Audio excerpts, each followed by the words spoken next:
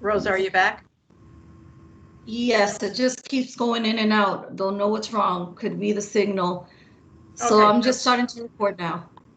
Okay, so go Three, ahead and count us down and one. start, and then read my email, please. Thank Okay. you. You're welcome. 5, 4, 3, 2, 1.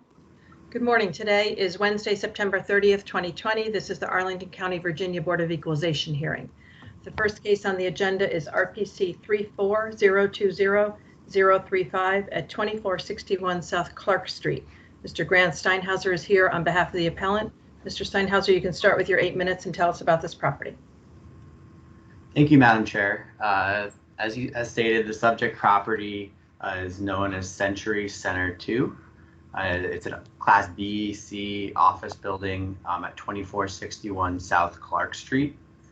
It consists of roughly 251,313 rentable square feet, with about 14,000 of that being retail space.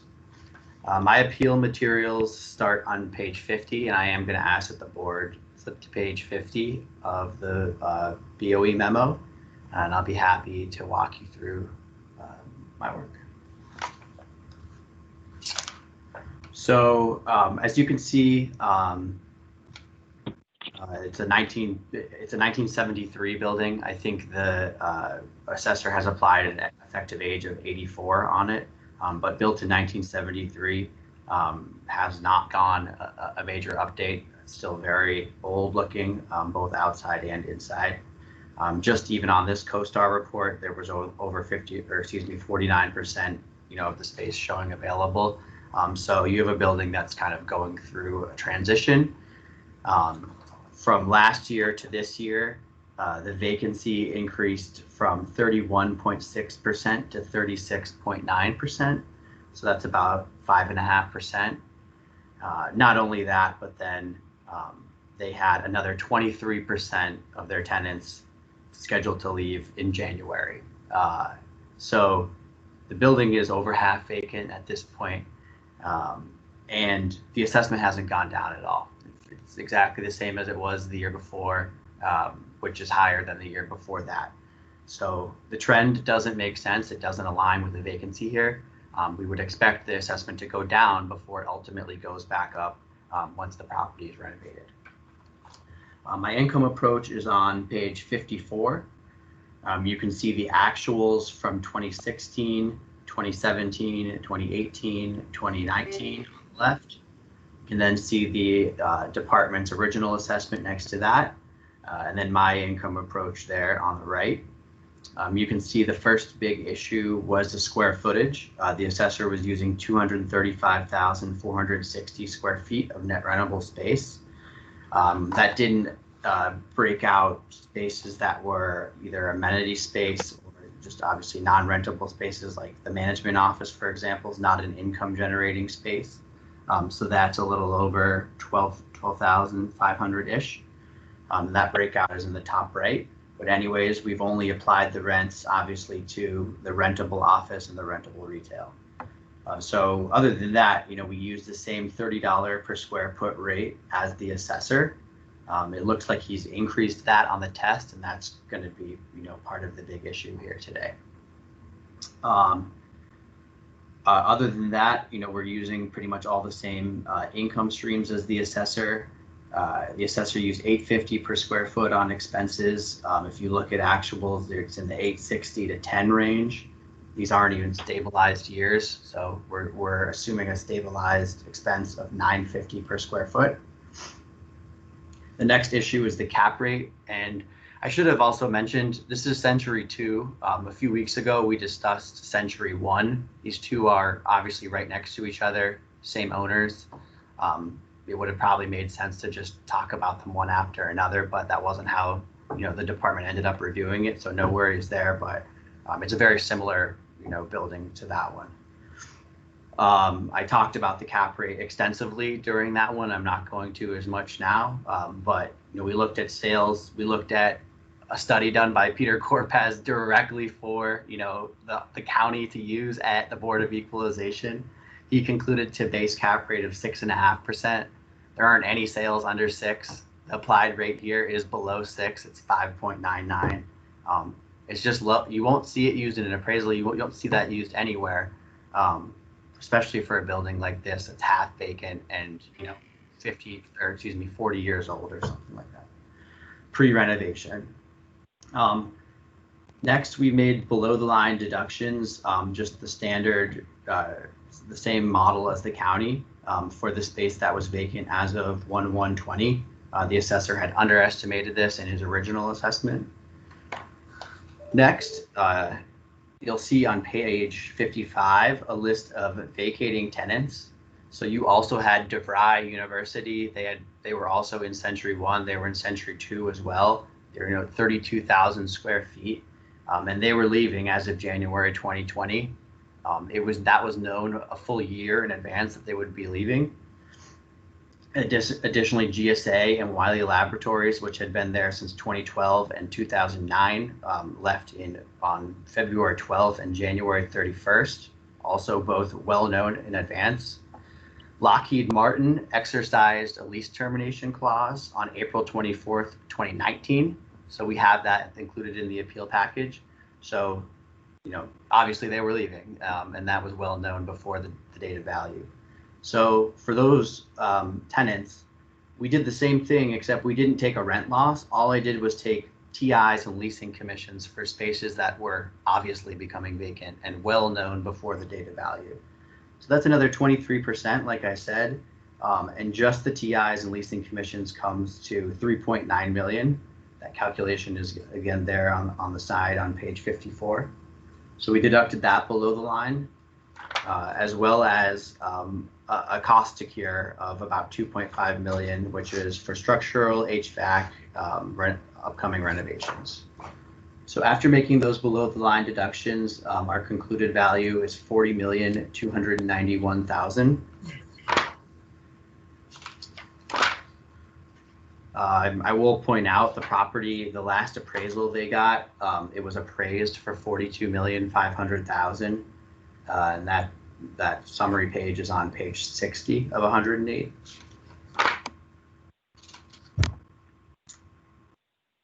Also on page 63 of 108, you can see the stacking plan as of 12/31/19 with notes. So anything in red, they were already well aware that they were vacating. That's why they're highlighted in red. So Lockheed Martin, Wiley, the GSA tenant, DeVry. I will also point out there were other tenants leaving in 2020. I did not include those I did not include TI and leasing commission costs for those tenants unless I was assured that they were leaving as of January 1st, 2020. So we've found out later on that there are more tenants leaving, but I did not include those additional ones for below line deductions for those, even though now we found out they are leaving. So trying to be as fair as possible here.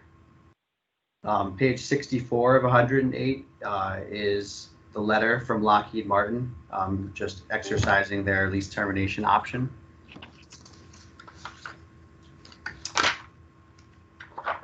We also, just in case anyone's interested, we have included a rent roll as of both 12/31/19 and 2/27/2020, where you can see that those 3 tenants I said are no longer there.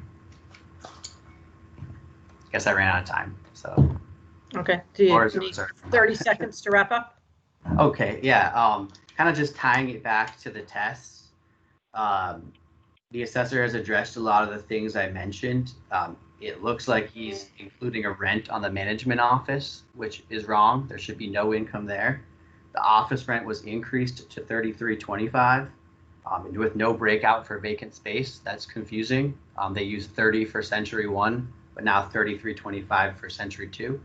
And then the assessor has an account for any of that additional vacant space that we discussed. Thanks. Okay, thank you, sir. Mr. Bailey. Good morning. Good morning, board. As the appellant stated, this is the case for Century 2. We received information, I&E information from the owners, and we were able to analyze that information provided to us. One thing I guess we just hop into is about the vacancy. So I included the INEs for 16, 17, and 18 in this packet to go along with the information provided by the appellant. As you look through this information, there's no indication to the county by the owners that DeVry will be leaving. I took it upon myself to do another Google search of DeVry announcements leaving in the Crystal City area to see if there was something that we missed. I was unable to locate any articles whatsoever about DeVry departing this building. So relying upon the information that we had as of January 1, 2020, that is what we use to calculate the vacant space and any additional vacant space coming up. So I have a rent roll in this packet. It starts on page 4, I believe. No, sorry. Starts on page 6. So this rent roll details the retail spaces occupied, the office spaces occupied, the other spaces, and this information was pulled directly from the rent roll provided in the INE, submitted and certified by the owner. As you can see, the retail space average rent rate is $30 a square foot. The office space average is $35.37 a square foot. On the other space, it shows the management office, the space they occupy, and the rent that they attribute to that space. They also get a negative recovery rate of $13.22 to offset any rent rate that they consider achieved from that office space. This number is used because that's what they reported on their rent roll. So with that being said, I did do 2 tests. One test is based off of the new information with the vacancy increasing compared to what we used on the original assessment. Using the new rent rate achieved based off the rent roll, we did allow the free rent as we do with other office buildings, but the rent rate still increased from $30 a square foot to $33.25 a square foot. The reason why we did not apply a different rent rate to the vacant space is because, as you can see again on page 6, the vacant square footage that is highlighted is for a lease that was signed to ITC Defense Corp. They signed for over $35 a square foot, closer to the $40 a square foot range. So therefore, based off this new lease, we use the same $33.25 for vacant space as well, because we would use the new lease's rent rate, it would have been a higher amount after you take in consideration free rent. The Peter Korpak study, just to comment on it for the sake of it, it's just that it's a study. It's used for our purposes to determine compared to our cap rate analysis. It's not something that we say, oh, this is from Peter Korpak, this is what we must do. This has been discussed with the board before. The board is very familiar with the Peter Korpak study, as we started receiving the study as far back as, I think, 2007, 2008, during that crisis with a lot of move outs due to BRAC. That's where it first started. So the study is something that we use for a time period and we no longer use it. That's why the study that's referred to is 2019 and not 2020, because we didn't get a study in 2020. The retail, not retail tenants, the office tenants that are vacating. Again, if you look at the INEs that were submitted, and I slow it down a bit to get you those pages. So it starts on page 29. That's where you'll see the 2016 INE. As you go through the INE, there's no information or footnotes from the owner about any tenants vacating soon. It shows the rent roll. It shows that they report actual income instead of gross potential. When you look at page 35, you see the 2017 INE. Again, you go through the INE, they talk about estimated income due to vacancy loss. It varies. They talk about asking rent varies based off term and space. They report that They report no information about anybody vacating soon. No footnotes given to the department to take in consideration. 2018 INE starts on page 41. It's much of the same. They provide us with information about the square footage that we asked for, office lease space, everything like that. No notes about future tenants vacating or actual income on the 2018 INE. They indicate that by scratching out gross possible rents and writing actual. Again, when you look at the rent roll for 2018, there's no indication marked by a footnote that there is a future vacation of DeVry. When you look at the 2019 INE provided by the appellant, they do provide a letter of future vacancy for Lockheed, and they even write in that another tenant is vacating early, but they do not indicate anything about DeVry. The stacking plan that the agent has is what was provided to us after January 1 by the agent, not by the owner. So again, this is not something indicating to the department of any future vacations by DeVry, and even the fourth tenant that he referred to. So it's solely based off the information that we have that we did not take DeVry into consideration. With the new information on the 2019 INE, however, you'll see on the test that we did take into consideration the vacation of, I think it was Lockheed and Social Solutions. Social Solutions, they indicated was terminating their lease early. They actually included Social Solutions as part of the vacant square footage on their rent roll on the 2019 INE. We took that into consideration when we developed our below the line deductions on the test sheet. So with the new rents used based off of the rent roll that we analyzed on page 6, we did take below the line deductions for, on one test, it was 86,777 square feet. The way we got to that number is that we considered, they're looking at the future vacation by Lockheed 1/31/2020, and they're omitting the fact that they have a tenant coming in there, coming in the building on 2/1/2020, which again is ITC Defense. So we included that in the calculation of the estimated vacancy with Lockheed and Social Solutions being considered. So that's how you get to an estimated vacancy of 86,777 for the below the line calculation. Even with the below the line calculations, and this is all referring to the test sheet on page 5, the assessment shows a higher value, and we confirmed the assessment at $60,652,900. Hopefully I didn't lose anybody there. I tried to just explain how we looked at the information, how we did below the line calculations, and what things we considered. Again, we did consider Lockheed vacating early because of the letter and the indication on the 2019 INE, as well as Social Solutions vacating early, which was indicated on the 2019 INE. Anything other than that, we did not consider. For right now, that's all we have. I'm more than happy to take any questions. Okay, thank you. Questions from board members?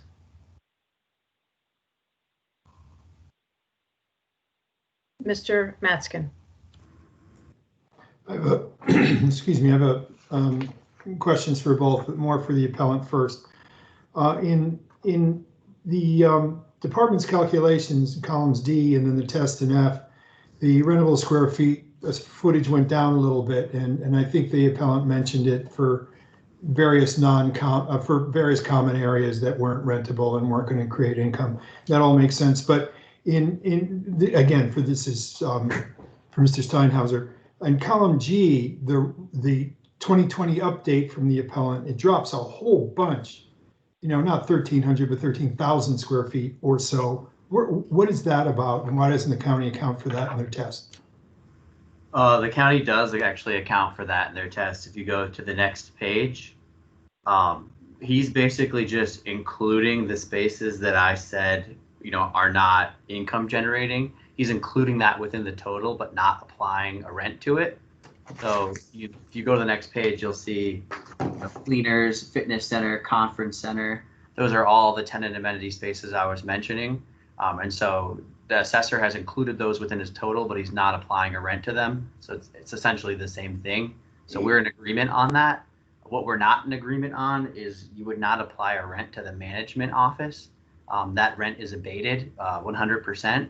So I'm not sure if there was a misinterpretation somewhere by the assessor on the rent roll, but the management office doesn't pay rent to the owner. Well, that should be removed. Okay, so this 234,000 versus 221,000 square feet is interesting, but that's not the true space test. It's the 81,000 below it. Because again, in G, in F, it has 81,000, almost 82,000, but in G, it has 0. So I was going by the square footage is above that as the leasable square footage. But if you're happy, I guess I'm happy. I'm looking at columns F and G. Yeah, I'm happy with the overall net. You're happy, I gotta be happy. Okay, yes. That's it. Next question is in column G, the appellant's estimated dollars per square foot for operating expenses is significantly higher than anything that's ever happened there before. There's something we ought to know about what the anticipation is in 2020 for expenses? The assessor essentially went through and took out expenses that had been reported for the past 4 years.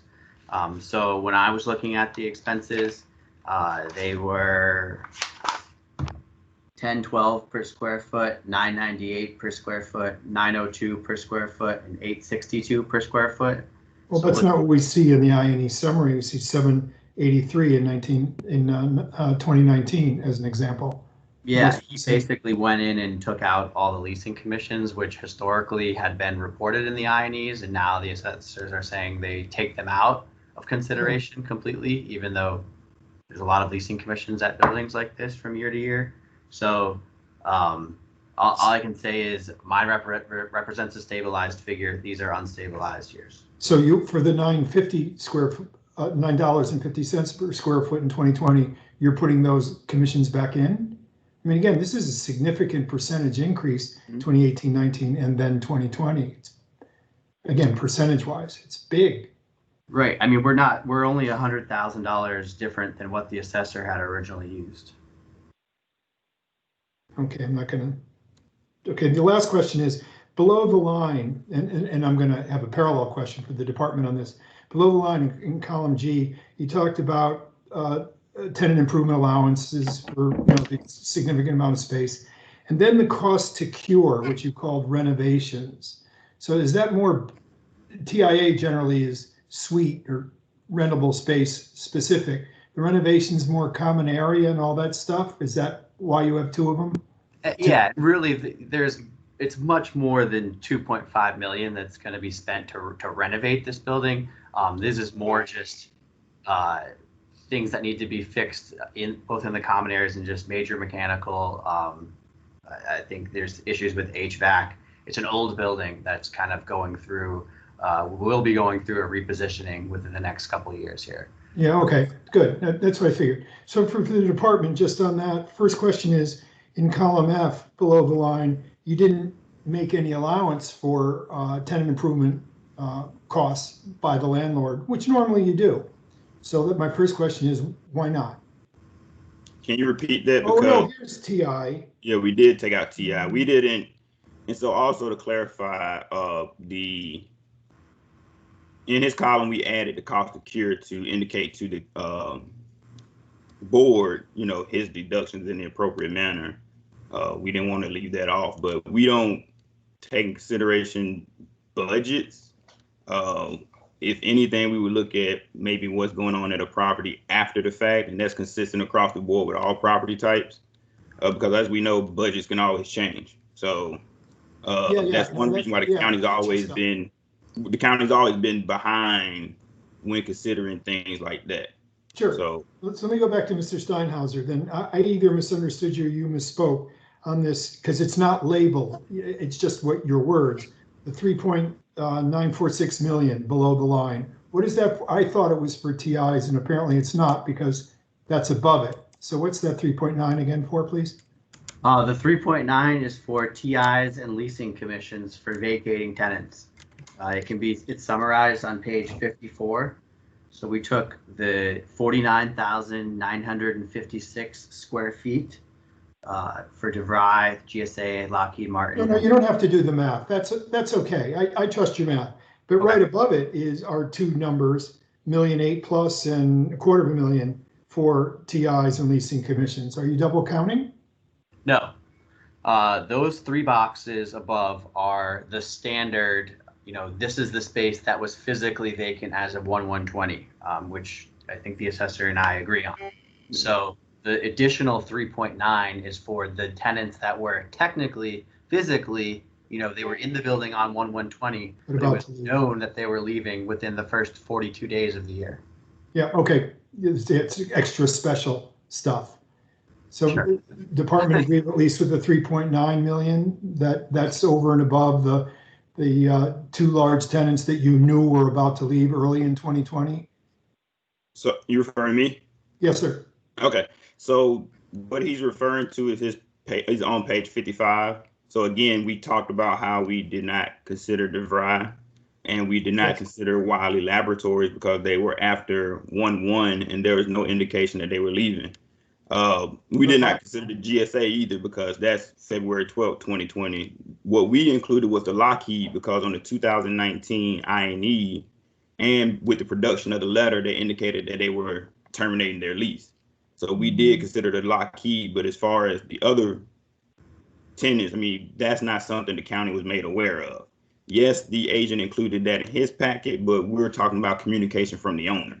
Sure, but so the numbers you have to us. Sorry.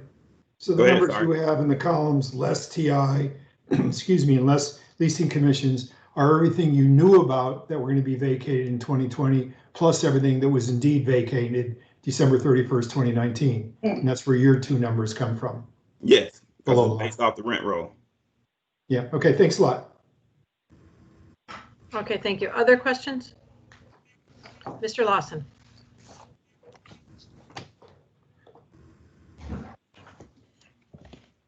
Can you turn your microphone on, sir? Ken, you hit most of my questions, but I have one for the county. And, I keep hearing, well, the owner didn't tell us it was going to be vacated. But a fact is a fact. And if there's been a vacation, there's been a vacation. Why do you keep saying, well, the owner didn't tell us ahead of time? Is there some requirement or something of that nature? Well, our cutoff period is January 1st, 2020. So as of January 1st, 2020, it was not a fact to us that they were leaving. Right, but if you learn, so that's why we were saying if second, it's still a fact. But they didn't leave January 2nd, and as he just stated a few minutes ago, within 42 days after the date is when people knew. So again, our cutoff is January 1st, which has always been the case, and that's the line we've drawn. What we've done in the recent past is said, when you have large chunks of properties leaving that make announcements well ahead of time, then that's something that we'll consider. Also, with the INE being information that's provided to us for the 2019 INE is what I'm referring to, is something that we take in consideration when we look at the appeal packet. On that 2019 INE, it indicated that they were made known by Lockheed and I think Social Solutions that they would be vacating early. Those were the two tenants they indicated. Those were the two tenants that we took in consideration. Nothing was said about GSA. Nothing was said about DeVry. Nothing was said about Wiley Laboratories. So again, it's the cutoff dates. I'm not sure. I hear you, but what difference does it make? If it's a big difference because this is a fact and you're told about it, and we have an appeal process, and what difference does it make whether you knew way ahead of time or not? It makes a difference because it's by equalization.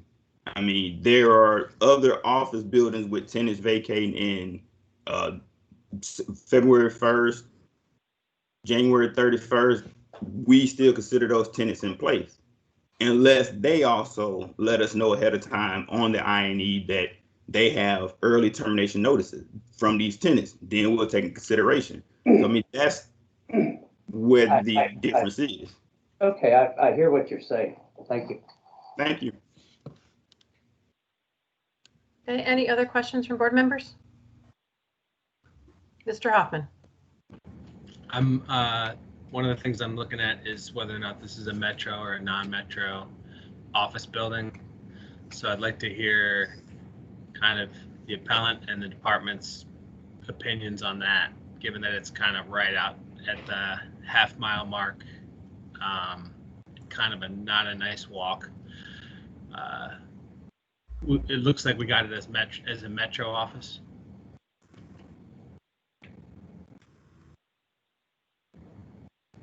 Mr. Bailey, do you want to answer that first? Mike? Your microphone is not on, sir. Sorry about that. That's all right. Let me look at the worksheet. The worksheet should indicate, and it doesn't. Sorry.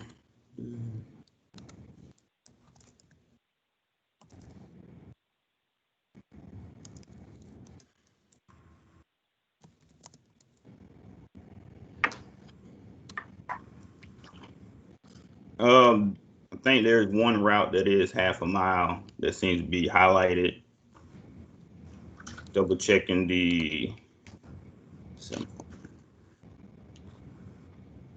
I do believe it is valued as a metro property. Yeah, the 7.19, it should be the metro. With the bid rate added, correct? Yeah. Okay. Grant, do you have any opinions on the metro proximity for this office property? It's exactly as you said it. It's half a mile walk. So, I mean, is it the cutoff exactly 0.5? I would say it's non-metro. Yeah. Cutoff is exactly 0.5. It's 0.5 or less. I don't think a half mile walk is that desirable to the people that would be doing it, the 20 and 30-year-olds. But if it's 0.5, it's 0.5. Right.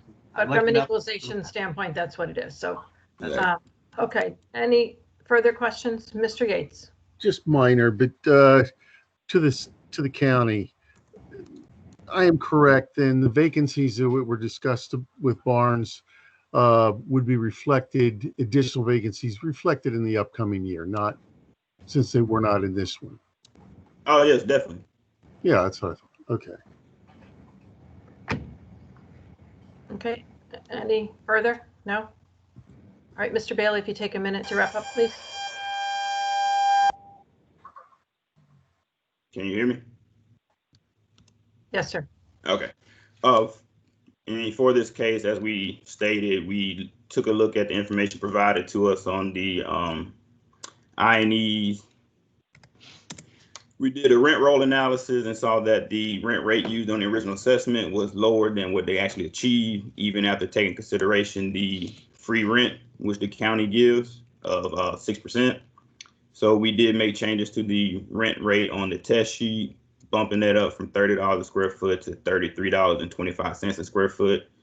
We deducted below the line for the excess vacancy based off all the changes that we made on the two tests, which are on page 4 and 5. The test results were a higher value. So therefore, we confirmed the assessment of $60,652,000, $652,900. I'm sorry. Didn't mean to leave that off. So again, we confirmed the assessment of $60,652,900 and ask that the board do the same. That is all. Thank you for your time. Okay, thank you. Mr. Steinhauser, if you take a minute to wrap up, sir. Yeah, thanks. Just to sort of simplify the case here, you have a property that's, getting more and more vacant each year. It was 31% last year, physical vacancy, 37% this year, with another 23% moving out in the first, month and a half of the year. The assessment should be going down.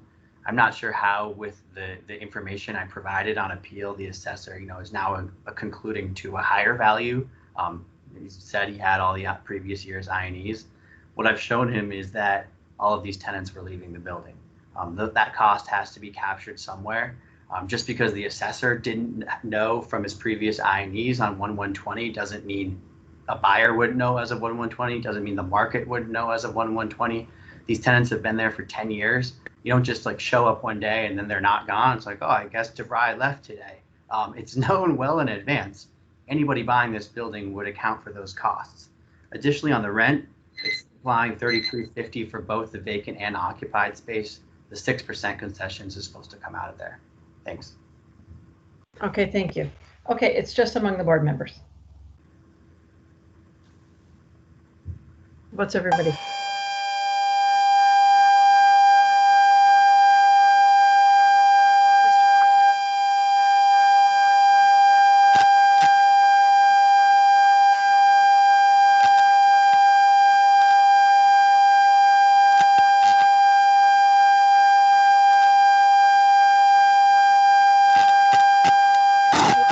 Turn your microphone on and off once, maybe that'll stop it.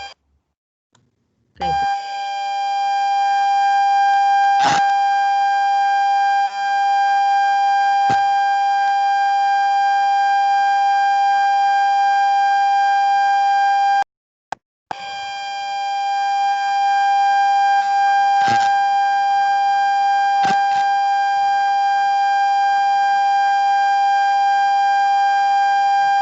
At all.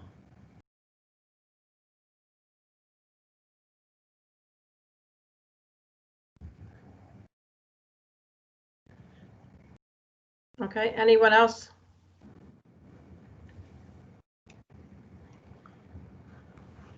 Mr. Hoffman. Yeah, I mean, just went back looking at the Century 1 case. It's kind of a similar situation. High level square footage.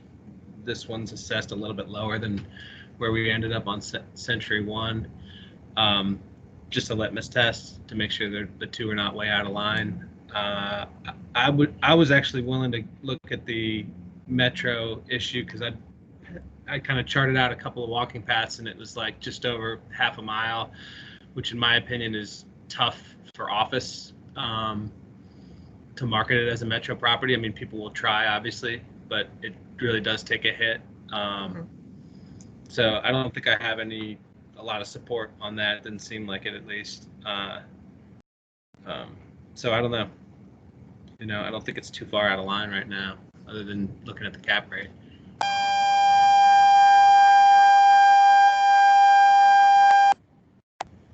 Barnes, you can probably type in what you were going to say, and then one of us can read it out to you.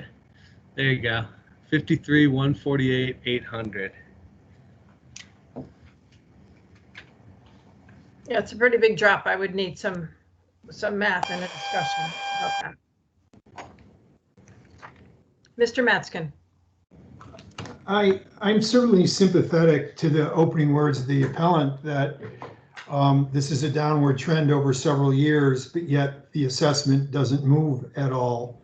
That seems intuitively sensible. So, but I don't just want to pick a number out of the sky, and I'd love to see Barnes' math on where he gets 53. I don't know if it's 53 or 63 or whatever, but I'd like to see the math. But I've been looking at my own math, and what I come up with specifically, and maybe this is inductive reasoning, but I look at the what is it, line 1, no better, the EGI, where the test has it significantly more. In line 1, the office income is also significantly more over what has been achieved over the last 4 years. So it doesn't make sense with me, with a declining building, that the income and over individually from suites and overall, if effective gross income should continually go up.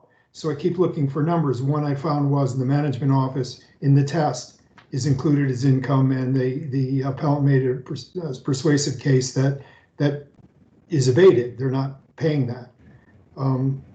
I have no problems with the department's views on operating expenses, by the way.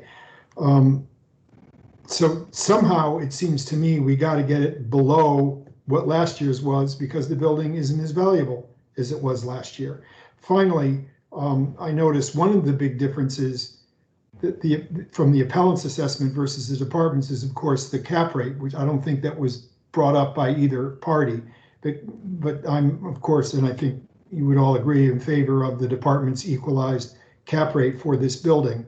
So that's an issue I'm bringing up and setting down all at the same time. So somewhere above EGI, there has to be some, to me, some way to bring this more fairly down to the trend of this building. And so I'd like to hear, though, what Barnes has to say based on his mathematics.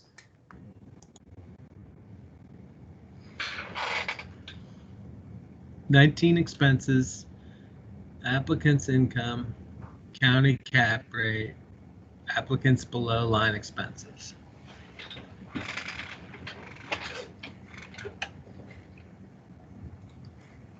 Well, on the below line expenses, may I, Madam Chair?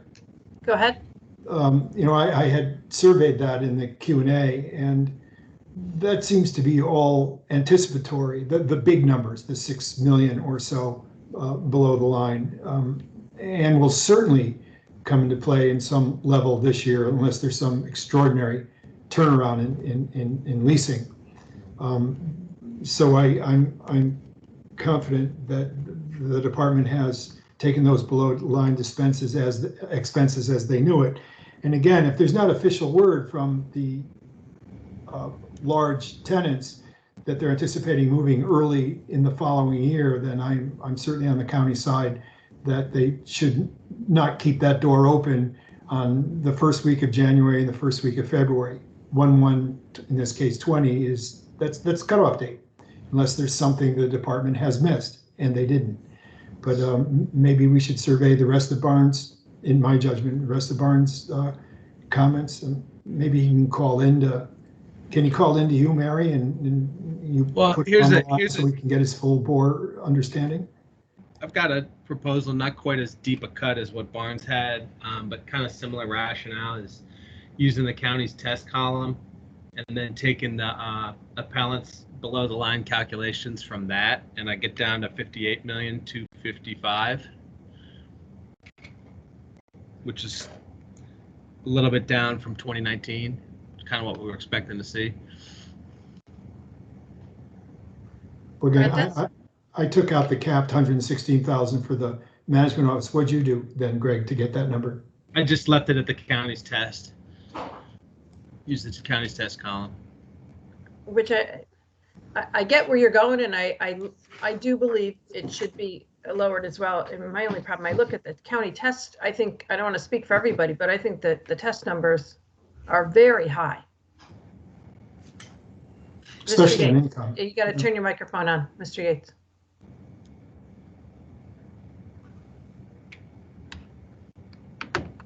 Sorry about that. What about the assessed column, but using the county's below the line test numbers on it, as opposed to what the county has in the test, the assessment column? Good idea. Because that brings it down there, and I think justifiably. 59,223,000.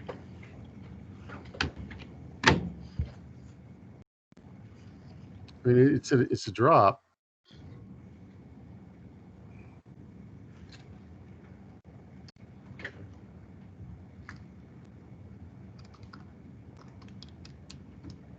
$252 a square foot.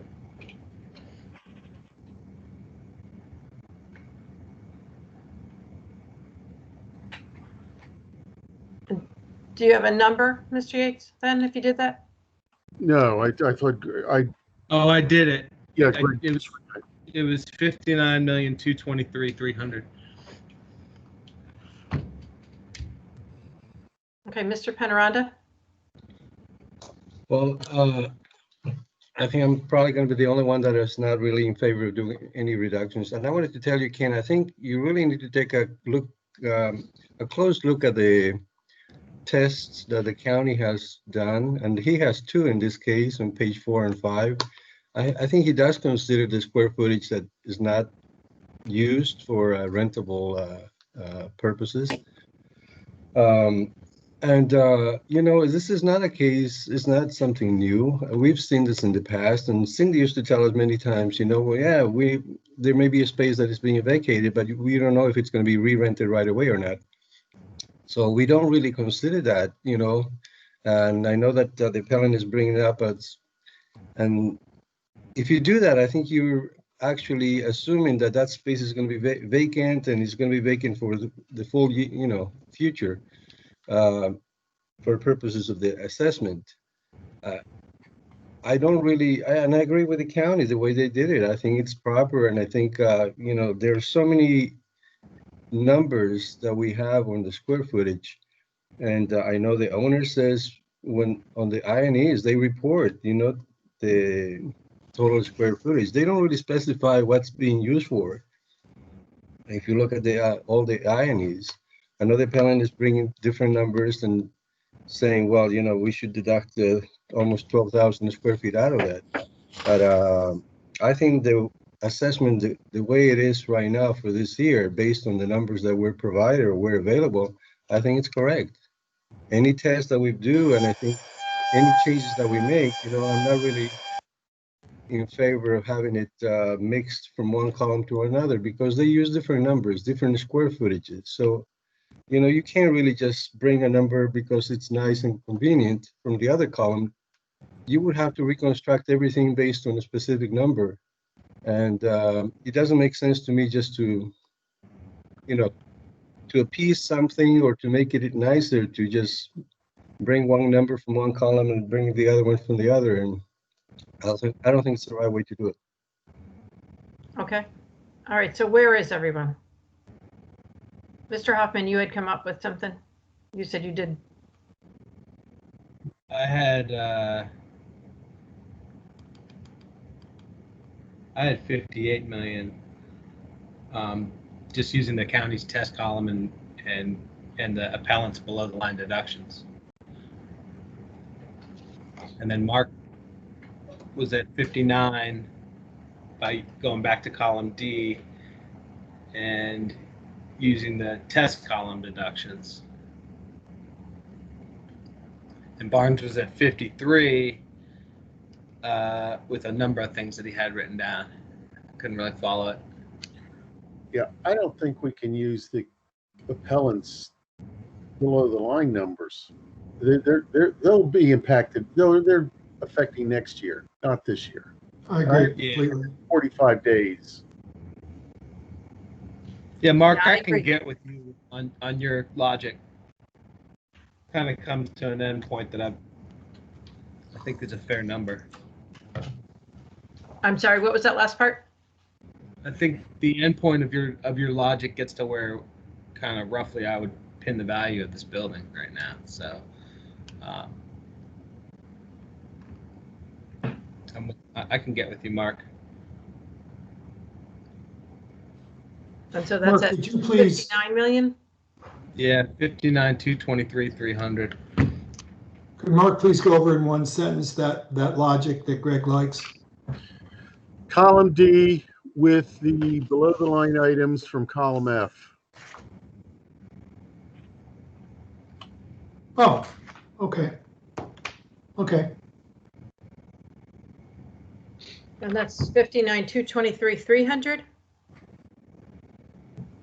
Yes.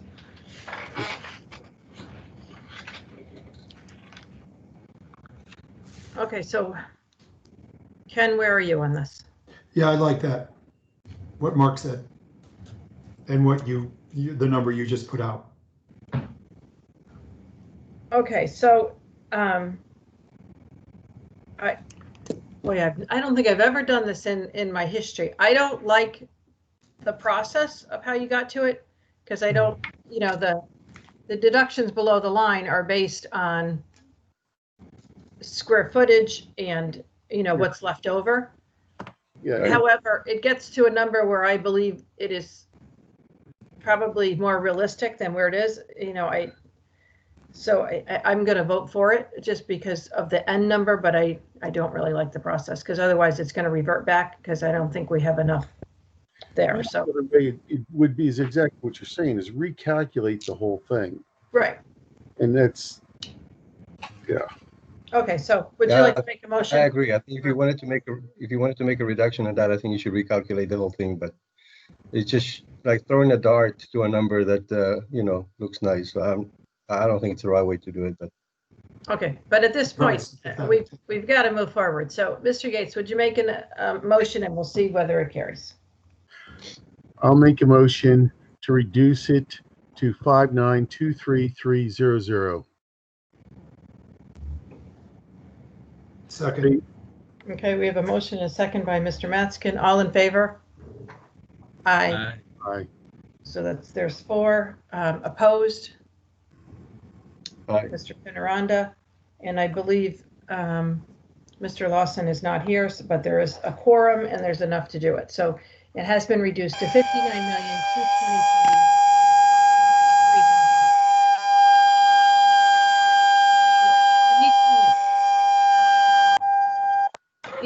Okay, I'm sorry. It is reduced to 59. Austin.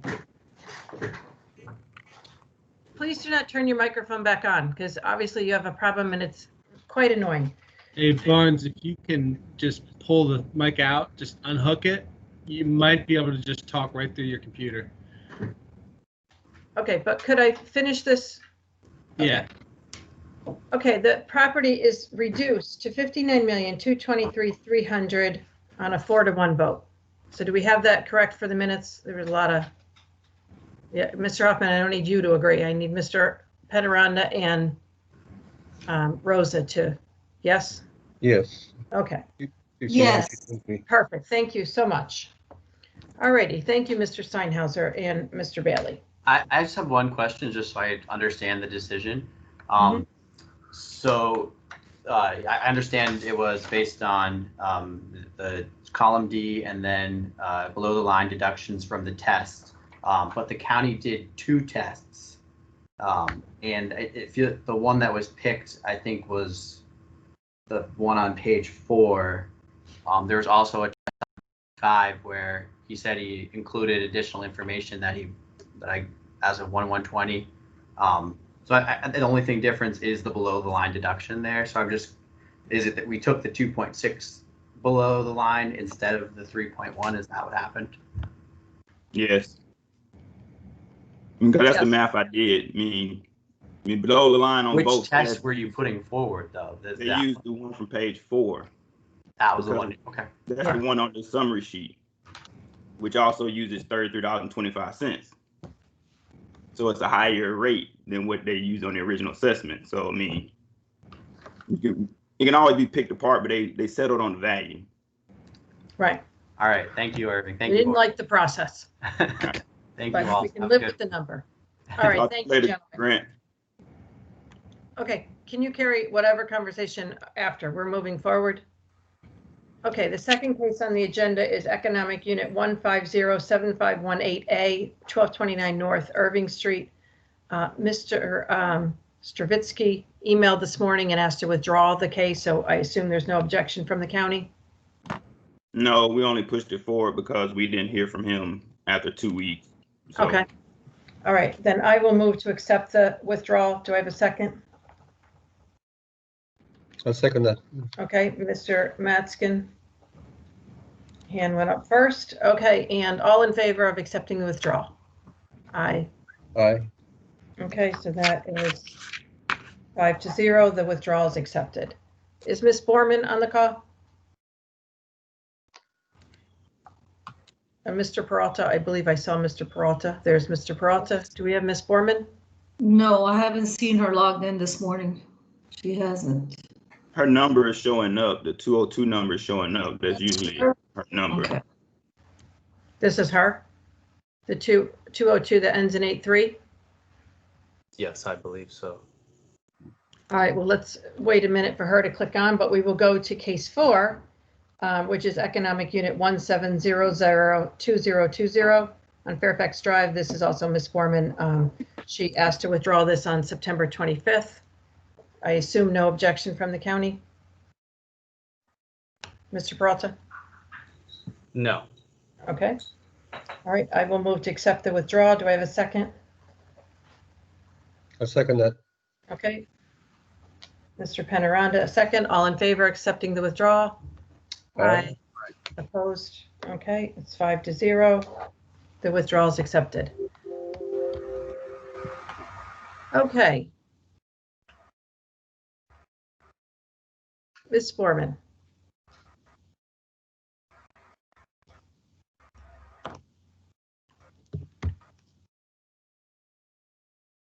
Okay, she's texted no video. I just want to know, do we have audio?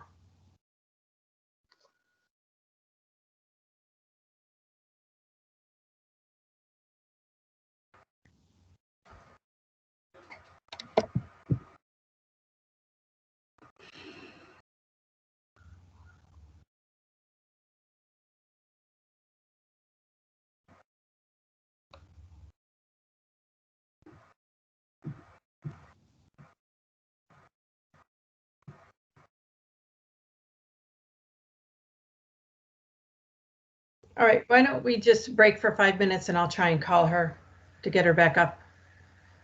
This is Someone calling. in the lobby right now. Call. Yes, I'm accepting her. Oh, you are? Okay. Good morning, board members. Okay, all righty.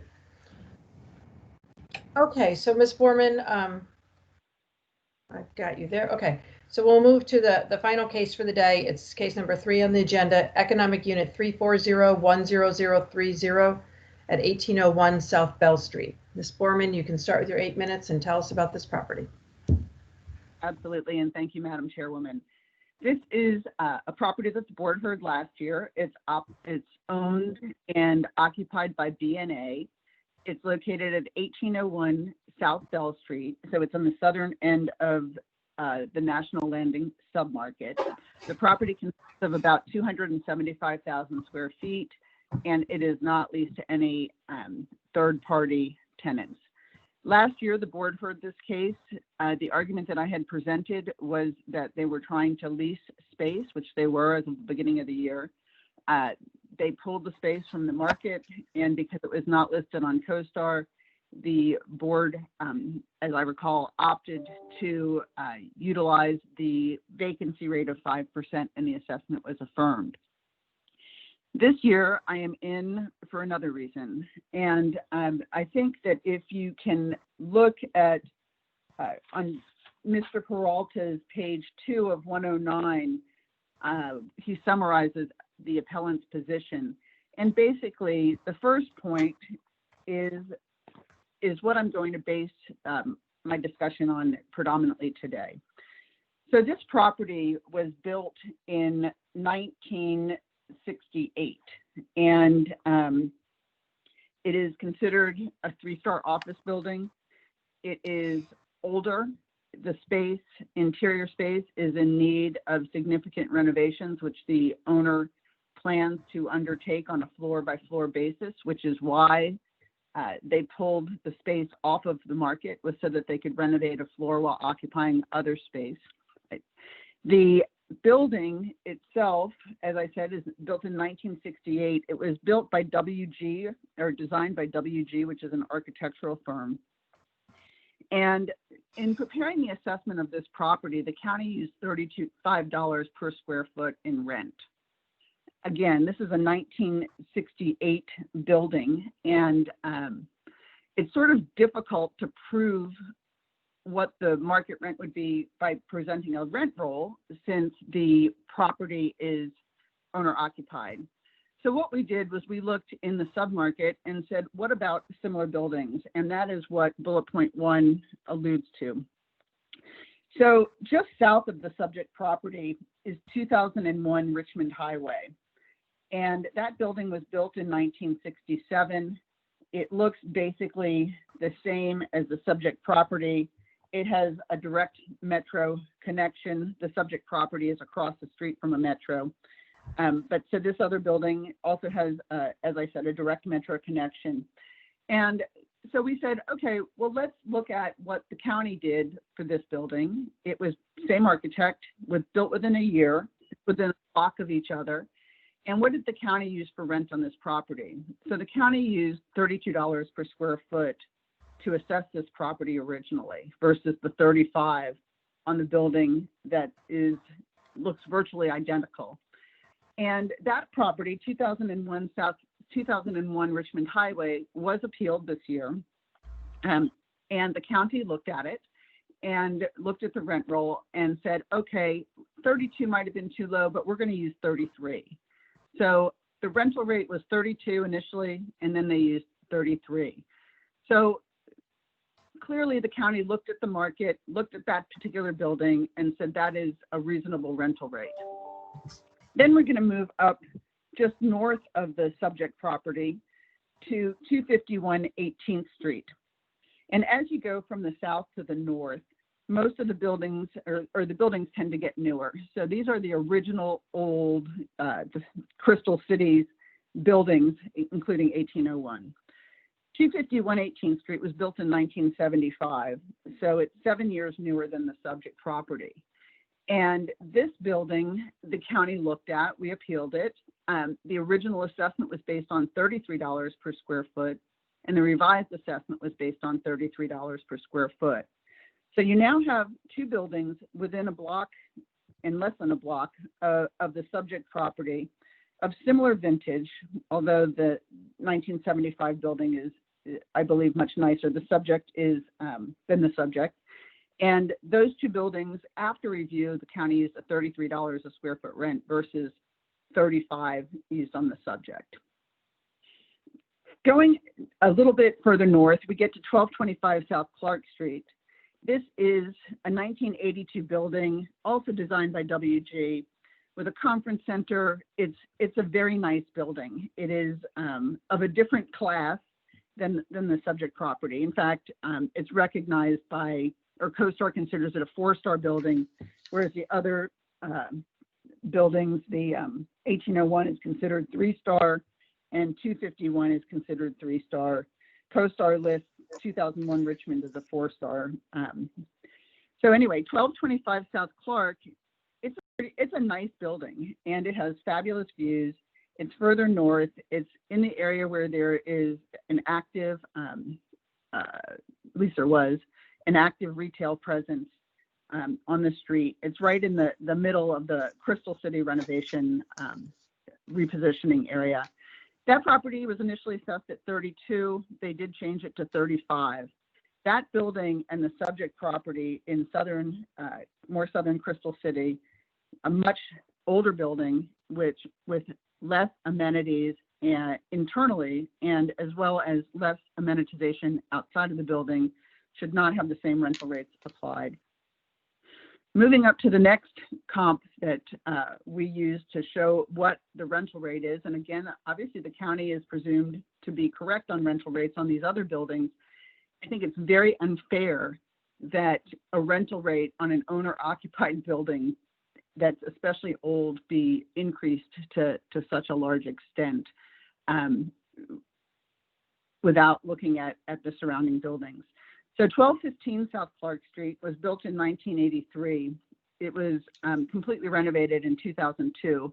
And now that's a long time ago, but it's still better than a 1968 building. And again, also designed by WG. In fact, all of these buildings were. And that building is considered a 4-star building, and the county used $31.50 per square foot to assess that property. Going again a tiny bit further north, the other comp we used was 2001 12th Street, and that property was assessed using $33 per square foot, and that was appealed, and the county again used $33 per square foot. That building is considered a 4-star building. So when you look at all of these buildings, and again, if you go further south, we just heard, you just heard the case on Century Center, and I guess in the initial assessments from what the appellant in that case said, $31 and $33 per square foot were used. So if you look at each of these properties and you say, okay, these are a good comp set. They're all pretty occupied. Subject is owner occupied.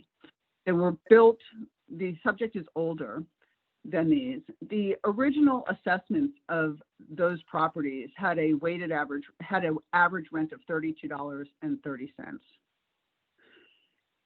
The revised numbers after appeal, or the final rental rates used by the county, even including 1225 Clark, has an average rental rate of $33.10 per square foot. There is no way that looking at this building and absent actual leasing, looking to the comparable assessments, I believe is a very good way to set the rental rate at this property. So the original used on those others was $32.30. The revised used on those others was $33.10 as an average. The building located at 2001 Richmond Highway, which I believe to be the most similar. In fact, if you're familiar with the properties, they look very, very similar. 2001 probably has better street access due to the offset on one side of 1801 South Bell, where where the road goes down and you can see two sides. It's not really a good way around it. I think that the rental rate used here of $35 per square foot is just too high based on a comparison of those other assessments, initial rent, and then emphasized even more by looking at the revised or the final rental rates used on the same buildings. We use $32 per square foot. If you average out again all the final rental rates at the properties, you're at $33.10. If you exclude 1225, you would be at $32.63. I think 32 is the right number for this property. It is certainly supported by the comps that I've referenced, and that is predominantly the basis of our case. I did note that the county once again talks about a tax credit or incentive to expand in Arlington County. I don't think that has any place in this case. That's my own opinion. It has nothing to do with the value of the real estate, and it probably isn't, but it doesn't seem fair to have such a high rental rate and basically take any incentive that was given to the owner to stay by putting the rental rate way above market. So we would ask that you reduce the assessment using a rental rate of $32 per square foot. We've also included operating expenses of $10.50 and think that is a more realistic figure than the $9.75 used by the county. Thank you. Okay, thank you. Mr. Peralta. Yes, good morning. Thank you, board. I'd like to first start off and just give you a history of this property as assessed by the county. In 2015, we assessed this property for $42 a square foot. In 2016, we reduced that down to $38.50 per square foot. In 2017, $38 per square foot. And now in 2020, we're assessing this property at the $35 per square foot, as Ms. Borman has stated. In reviewing this property, we did take a look at the relevant facts of the case, and we did consider the comparables that Ms. Borman just pointed out to you in depth. And we'd like to go over those as well, more on a macro level versus the micro level, where she kind of broke down each per square foot. I agree with everything she said with the per square foot that she did note. However, when comparing the subject property, we are looking at only what they have reported, which isn't very much. So when we look at the INE, they didn't report the income because they're owner occupied. So the uniqueness of this case has to rely on the data sets that we've seen in the submarket. And I've outlined that in my write-up. If you can turn to page 3 of the packet, I go over all the submarket average rents, and CoStar estimates that at $38.46. We do look at our own INEs that we analyzed for the 2020 guidelines, and for the Crystal City National Landing submarket, we're at $39 per square foot. What is absent of this property is the pass-throughs and parking that we would normally see, and which would attribute to the overall potential income of this property. So although, you know, Ms. Borman points out that we're at $35 a square foot, we don't attribute any parking or any pass-through income to this property, which I believe would make up that deficit. If she's saying if the market average is 33, we're at 35. I believe, you know, we are supported in each of these comparables that she points out. Just to go over briefly, the average per square foot as assessed for 2020 assessments, including all 5 of these comps, is at $350 per square foot. The subject property is at $340 per square foot. And looking at the effective age of these properties, I believe we have only one property that's older than the property, the subject property, by a year.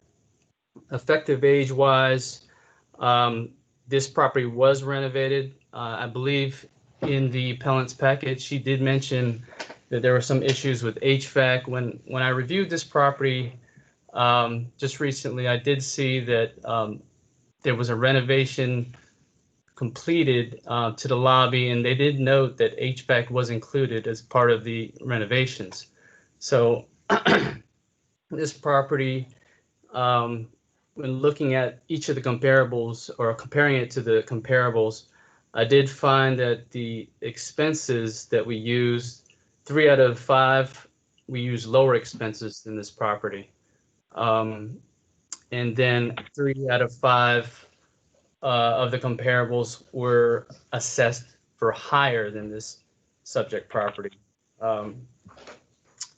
We did note that the 2 grants were awarded to this property, just to show you a background or an understanding of, you know, what this property, just a little bit about the background or the history of this property.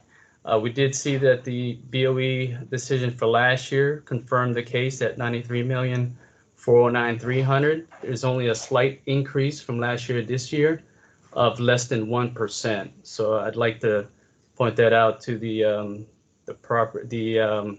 board members as well. The only thing, and I was scouring the INEs to find out if there was any indication of what they might be able to achieve in the market. And I did note on the 2018 INE, page 70 of 109 in this packet, that they did report a vacant loss of $1,686,000. I'm sorry, I didn't mean to report or speak about the numbers, but if you turn to page 70 of 109, you'll see where I have a value that I believe they indicated as what they would have lost had they rented out the property or the vacant square footage of the property. And that is also included in my write-up as well on page 3. So with that, I ask that the board confirm the case, and I'm open up for questions. Thank you. Okay, thank you both. Questions from board members?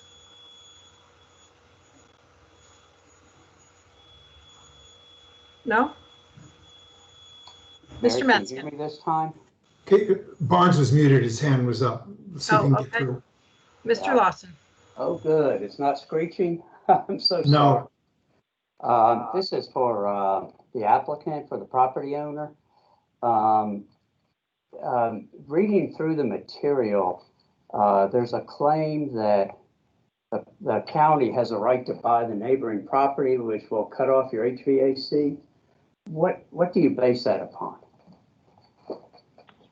The, you know, I think that I'm not going to base my case on that. I made that argument last year to the board.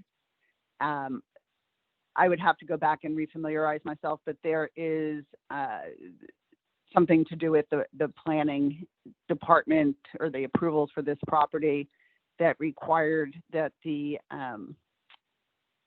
that if the park was changed, that that they can buy that property, I believe, for a park, and that since that is where this property gets its HVAC from, I think that it would be that is where that claim from. And actually, I just found it in my notes. Under the Crystal City Master Plan, Arlington County maintains the right to purchase 1901 South Bell Street at any time to create green space. We have that if that would occur, the subject property would lose its HVAC and would need to undergo a substantial renovation to add HVAC to the system in order to remain operational. Now, that is the argument I made last year. I said that we proposed that that should increase the capitalization rate. The board found that that was not a good argument. We do still believe that that is a problem that would be considered by purchasers. However, I didn't focus my 8 minutes on that because it is only 8 minutes. And I think that the failure to use a market rent is more critical in this case. But that is to the best of my recollection and knowledge. Thank you. Okay, other questions from board members? Mr. Matzkin. For the department, do you know how many parking spaces are in this building? Or maybe the appellant knows. I would defer to the appellant. I can find out. I believe that all the parking is comes from the neighboring building. I don't think that there is a tremendous amount of spaces in this property. I will also endeavor to look for that information as we continue this call. Okay, because that's not out of curiosity. 200. Say again, Rob. CoStar says 200. In this building. 200 spaces. I thought this building wasn't in CoStar because it's privately owned and occupied. It's on CoStar. It's on CoStar. I think that I can't say that there are or there aren't. The department's worksheet shows no parking spaces on the property, and I can't affirmatively state that those parking spaces do not exist. My understanding is that those parking spaces are available to the owner of this property, but not part of. Okay. In our discussion, I'll follow up on that, but I'll just go with the high number. It's fine. Thank you. Great. Okay, other questions? No? Okay, Mr. Peralta, if you take a minute to wrap up, please. Yes, thank you. I think the department presented a case where you really have to look at the sub-market, and I've shown some market indicators to suggest that the current assessment is in line with what we've assessed other properties in the sub-market. Again, the comparables that the appellant used on the average is about $350 per square foot. This subject property is assessed at $340 per square foot. We do see that there were renovations made and reported in the 2019 income and expense of about around $1 million in renovations or improvements. The county did not inspect this property to give a better indication of those renovations. We did rely on CoStar to suggest that there's those improvements to the lobby and HVAC, that it does state that on CoStar as well. And also with respect to the board's decision last year, the county only increased this assessment by less than 1% from last year. So we ask that the board confirm this case, and thank you. Okay, thank you. Ms. Barman, if you take a minute to wrap up, please. Certainly. The fact that the assessment did not change or increase by 1% from last year is not an indication of fair market value. And the county's discussion concerning a reduction in rental rate, I think you would find that throughout Crystal City on all properties, and that it's a reflection of the market.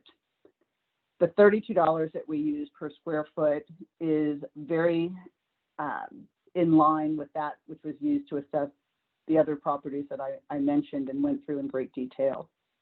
The revised numbers that the county used after looking at the market and looking at these buildings this year on review was $33.10 per square foot. We used 32. This building is further south, which is and older than most of the buildings. It is away from the streetscape.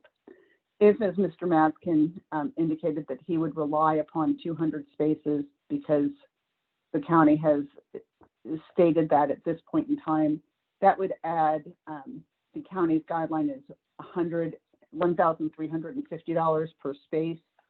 If you added that amount to the assessment, to the net operating income in our column, that would add $270,000 and would result in a net operating income of $5,733,934. That is certainly much more indicative of this older building than the amounts that the rental rate that the county has used.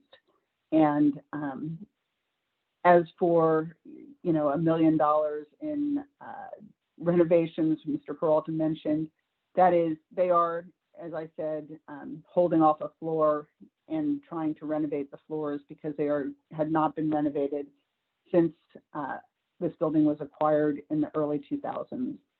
So I think that the rental rate used by the counties is very, very high. I can't disagree with adding the parking at $270,000 to the 32, but 35 is way out of line for this building. And the operating expenses certainly support an expense rate of $10.50. Thank you. Okay, thank you both. Okay, it's just among the board members. What's everybody think? Mr. Matzkin. Thank you. I followed all of that, and I think everybody's right, but I come to the appellant's conclusion. I think the appellant's case for a comparable, based on comparables of $32 is perfectly fine. I agree with the department bumping it up some amount of money because there's some legitimate normal costs that any landlord renting out space, not costs, income would include. So I said, okay, then the margin really, you know, they're both right. So the margin is $3 a square foot times 275,206 square feet, which is about $825,000 additional income based on what the department has estimated, $3 extra for parking and pass-throughs. Now we can't parking, we take the county's guideline, we take CoStar's amount of parking spaces, and as the appellant has said, it's $275,000 or so of income not accounted for. That ought to be in a bumped up rent rate. The last one is pass-throughs. Well, we can't know because if you've been there 10 years, a tenant's been there 10 years, a pass-through could be several dollars a square foot. If they've been there 1 year, the first year, it's $0 per square foot. So, you know, and pass-throughs generally go up 30, 40, 50 cents, 70 cents a year, but they get compounded over time. So we're in a miasma here of what possibly the pass-throughs could be.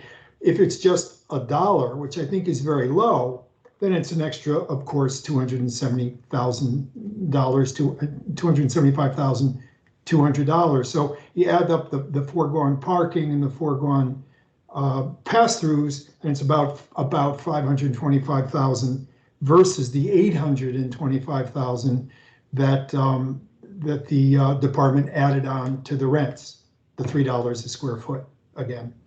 But I think past dues are higher than that. So all of a sudden, we're getting very, very close to the department's estimate of how we should bump up the rent.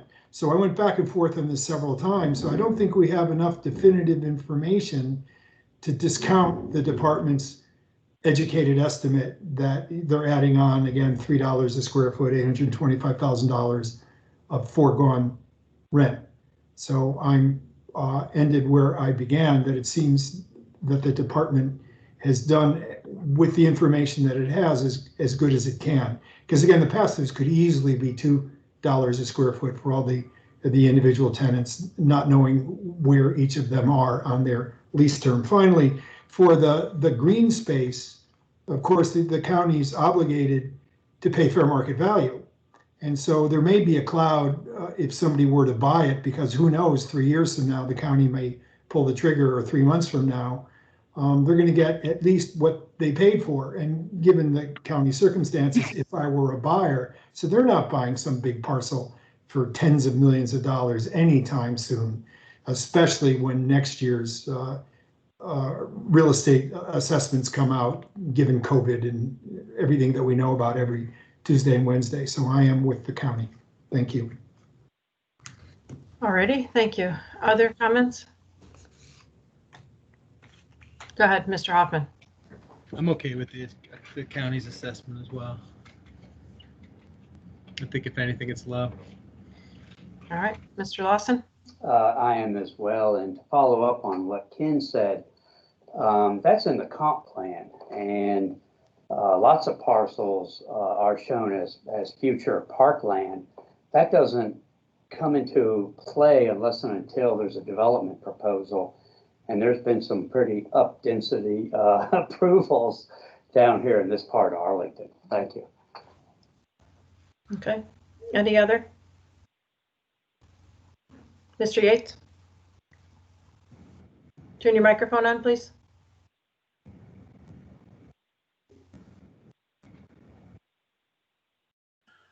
No, I'm sorry again. I think Ken's run through was really good in analyzing that, and I was already at the county's number, but I think he really clarified it and took a lot of the argument out. Okay, agreed. Mr. Penaranda, anything different? No, I'm okay with the current assessment. Okay. All right, would somebody like to make a motion? Yeah. Mr. Hoffman.